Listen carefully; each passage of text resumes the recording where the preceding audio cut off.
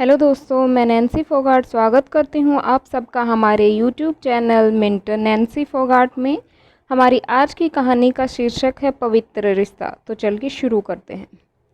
नेहा और अमित को इस पवित्र बंधन में बंधे 9 साल हो गए थे। पवित्र बंधन। 1 साल पहले तक यही कह के तो बुलाती थी नेहा अमित से अपने रिश्ते को, और जब आज नेहा ने ही तलाक का ऐलान कर दिया, यह सबको हैरान करने वाली खबर थी। पिछले 1 साल से तो अमित तलाक चाहता था, पर वो देने को तैयार नहीं थी। अब जब अमित साथ रहने को राजी है, तो अचानक नेहा को क्या हो गया। नेहा एक सुंदर, सुशील, संस्कारी लड़की है। उसमें वो हर एक गुण है जो कोई भी अपनी होने वाली बहू में चाहता हो, पर हालात की मजबूरियों से ज़्यादा पड़ नहीं पाई थी। 2 साल तक नेहा की शादी के लिए लड़का तलाश करने के बाद नेहा के पिता धर्म ने मन मांगा दहेज देकर अमित जैसे रईस लड़के से उसकी शादी कराई थी, और उसकी पढ़ाई छुटवाने के मलाल को शायद कम करना चाहते थे। वो आज भी उस साल को भूल नहीं पाते जब दुकान में आग लग जाने पर मजबूरन उसे अपनी बेटी का स्कूल जाना बंद करवाना पड़ा था।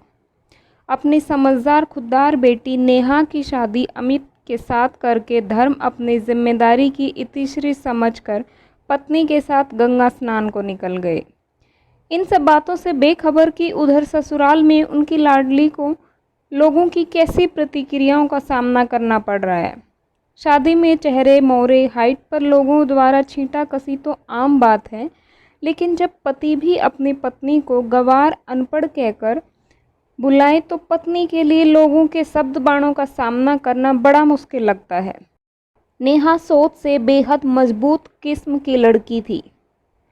धीरे धीरे तानों उल्हानों को नज़रअंदाज करते हुए उसने घर की जिम्मेदारी बखूबी संभाल ली थी। अपनी आगे की पढ़ाई पूरी करने के लिए प्राइवेट एडमिशन लिया। जब भी मौका मिलता पढ़ाई करने बैठ जाती। इसी तरह उसने अपनी ग्रेजुएशन पूरी करी थी।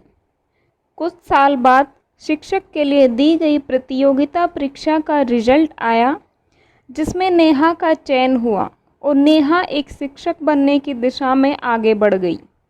इस खुशखबरी और नेहा के अच्छे व्यवहार से उसके प्रति घर वालों का नज़रिया बदलने लगा था। अमित भी अब नेहा से खुश रहने लगा था।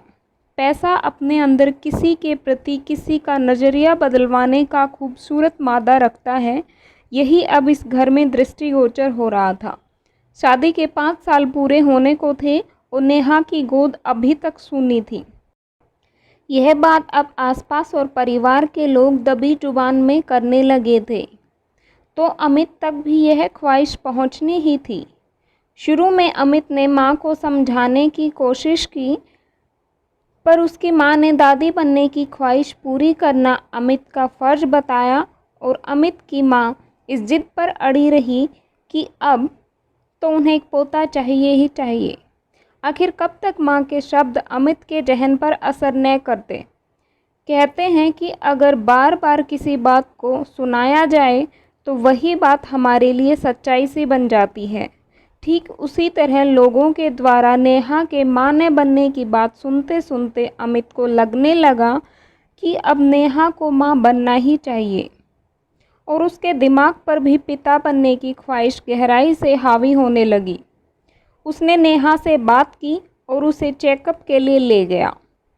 नेहा की रिपोर्ट नॉर्मल आई। इसके बावजूद काफ़ी कोशिश के बाद भी वह पिता नहीं बन सका। अब नेहा भी अमित पर दबाव डालने लगी कि उसकी सभी रिपोर्ट नॉर्मल हैं, तो एक बार उसे भी चेकअप करवा लेना चाहिए। लेकिन अमित ने उसकी बात नहीं मानी। वह अपना चेकअप नहीं करवाना चाहता था, क्योंकि उसके अनुसार उसमें कोई कमी हो ही नहीं सकती थी। इसी कश्मकश में रोज के कलेश में दिन साल बीतते जा रहे थे। नेहा की ज़िंदगी नर्क बन चुकी थी। माँ चाहती थी कि अमित नेहा को तलाक देकर दूसरी शादी कर ले। वह खुलकर तो माँ का समर्थन नहीं कर रहा था, पर उसने कभी खुले मन से विरोध भी नहीं किया था। शायद मन ही मन उसको कहीं न कहीं अपनी माँ का कहना सही लग रहा था। एक पति पर पिता बनने की ख्वाहिश पूरी तरह हावी हो चुकी थी। धीरे धीरे उम्मीद की किरण लुप्त सी होने लगी थी। घर का माहौल खराब हो रहा था, खासकर नेहा के प्रति सभी का व्यवहार कटा कटा सा था। घर वालों के रूखे व्यवहार को भी नेहा अपना धर्म समझकर बर्दाश्त करती जा रही थी। फिर एक दिन अमित ने भी नेहा पर आखिरी शब्द बाण चला ही दिया। उसने नेहा को समझाने की कोशिश की, देखो नेहा, मुझे वंश चलाने के लिए एक बेटे की ज़रूरत है और मुझे नहीं लगता कि अब तुम इस घर को कोई मासूम किलकारी सुनवा पाओगी। इसलिए तुम तलाक के कागजात पर साइन कर दो। मेरी माँ ने मेरे लिए दूसरी लड़की ढूंढ ली है। मेरे मन में हमेशा तुम रहोगी, वो बस वारिस के लिए मेरी ज़रूरत होगी। चाहो तो तुम भी इस घर में रह सकती हो। मैंने उनसे बात कर ली है, वो बस कानूनी कागजात पर अपनी बेटी का हक चाहते हैं। मेरे लिए इतना तो तुम कर ही सकती हो। सारी रात नेहा करवट बदलती रही थी। कितनी खोखली बातें हैं अमित की कि मेरे मन में हमेशा तुम रहोगी। आज पिछले सारे सालों में हुए अत्याचार एक एक कर याद आ रहे थे। मैंने तो तुम्हारे लिए सब किया अमित, पर तुमने कभी मेरे लिए कुछ किया? यही सब वह पूछना चाह रही थी। सुबह होते हुए उसने अपना फैसला सुना दिया। चाहे जो हो जाए, वह किसी तरह के भावनात्मक दबाव को नहीं मानेगी और अपने बेडरूम पर किसी दूसरी औरत का अधिकार नहीं होने देगी। उसने अपना फैसला सुना दिया। सबने उसे स्वार्थी होने का ताना दिया और फिर बांझ होने का आधार बनाकर अमित ने कोर्ट में अर्जी डाल दी। जैसे जैसे कोर्ट में तारीख बढ़ती जा रही थी, उस पर इल्ज़ाम और घिनौने होते जा रहे थे। नेहा पूरी तरह टूट चुकी थी और उसने तलाक के लिए हाँ कह दी। लेकिन उस दिन कोर्ट में नेहा बेहोश हो गई और उसे अस्पताल पहुंचाया गया तो डॉक्टर ने बताया कि नेहा मां बनने वाली है, लेकिन शारीरिक और मानसिक रूप से बहुत कमज़ोर हो गई है, इसलिए कुछ दिन अस्पताल में रखना होगा। ये बात सबको पता चल चुकी थी। अमित ने कोर्ट में जाकर केस वापस ले लिया। नेहा को घर लेकर आने की तैयारी की जाने लगी। आज जब वह अस्पताल से घर आई तो पूरा आंगन सजा हुआ था। रिश्तेदार दोस्त बधाइयाँ देने को इकट्ठा थे, पर नेहा को ये सजावट तीर सी चुभ रही थी। उसने जाते ही अंदर जाकर अपना सामान पैक करना शुरू कर दिया और बाहर आकर ऐलान कर दिया कि वो अमित को तलाक देने का फैसला कर चुकी है। मेरी कोख में जो बच्चा है वो मेरे कलीग नितिन का है, जो इस तलाक के बाद जल्द ही मुझसे शादी करने वाला है।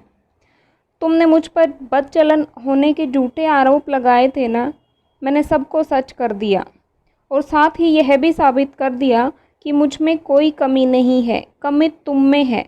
विश्वास न हो तो जाकर अपना चेकअप करवाओ और फिर जितनी चाहे उतनी शादी करो।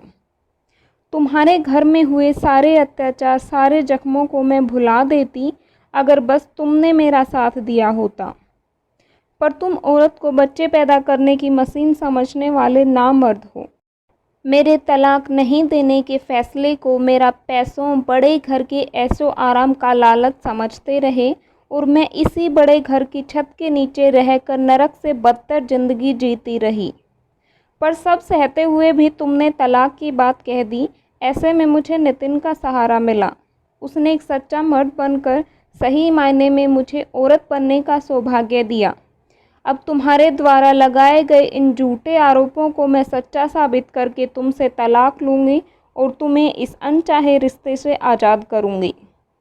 तुम अपनी मर्जी से पढ़ी लिखी मॉडर्न लड़की से शादी करने के लिए आज़ाद हो, जो तुम्हारे ख़ानदान को तुमसे वारिस दे सके, जो मैं तुम्हें नहीं दे पाई। अब सीधा कोर्ट में मिलेंगे।